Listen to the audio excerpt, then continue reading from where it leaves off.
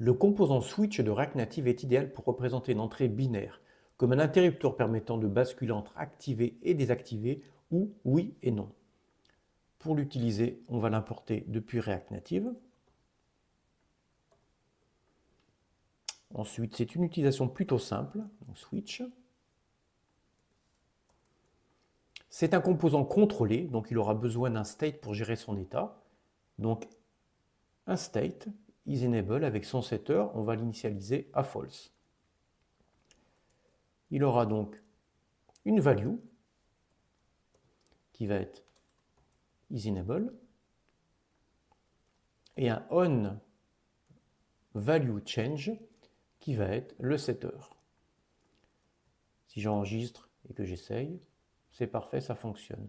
On va afficher un petit texte pour le voir en temps réel, donc on voit bien vrai, faux, vrai, faux. On peut le personnaliser un petit peu. On peut lui rajouter un track color. On va lui mettre quelque chose de bien visible. On va lui mettre du rouge. Ici, on va mettre du blue. On voit bien. Quand c'est vrai, ça fonctionne. Par contre, quand c'est faux, ça ne fonctionne pas. Effectivement, le track color, le false, ne fonctionne pas sur iOS. Il fonctionne très bien sur Android et le web, mais pas sur iOS. On aura besoin d'un iOS background color. On va lui mettre la même couleur, on va le mettre à red. Et maintenant, on a bien notre couleur rouge. Ensuite, on peut personnaliser le bouton avec un thumb color. Donc on va le mettre à green. Ça, la couleur sera un peu différente. Green. Et on va mettre un light. On va mettre un light gray juste pour voir. Voilà. Donc on voit bien, il a faux, vrai, faux. On a bien la couleur qui est affectée.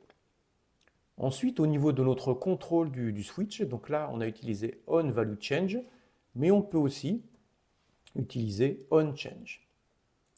Là, on va utiliser l'event.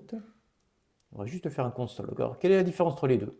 Ici, le onValueChange, on voit bien qu'il utilise une valeur booléenne, donc on récupère directement notre valeur booléenne. Quand on fait un onChange, on récupère un event, donc un switch change event, et là, si on change, on voit bien qu'on a l'event en entier. Et d'ailleurs, si on fait event, native event, value, on récupère notre value. Donc dans la plupart des cas, un onValueChange sera amplement suffisant, mais dans certains cas particuliers où tu aurais besoin de récupérer totalement l'event, dans ces cas-là, tu peux faire un onChange. Ensuite, on a bien entendu accès à tout ce qui concerne l'accessibilité. Comme tout composant, tu as aussi le onLayout. Si tu veux récupérer des informations sur la dimension ou l'emplacement de ton composant quand il a fini d'être affiché.